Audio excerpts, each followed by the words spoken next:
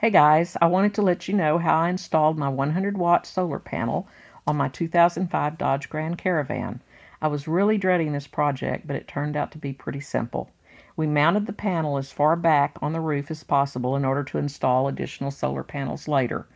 We used the 3M VHB super sticky double-sided tape, but because of the curvature of the roof, only maybe 6 inches would actually stick. The same is true on the opposite side, maybe 2 inches along the frame would actually stick to the roof. This definitely wasn't good enough, so we drilled a hole in each corner of the panel and used heavy-duty tie wraps and wire to secure the panel to the sidebars of the factory roof rack. So far, this has worked out great.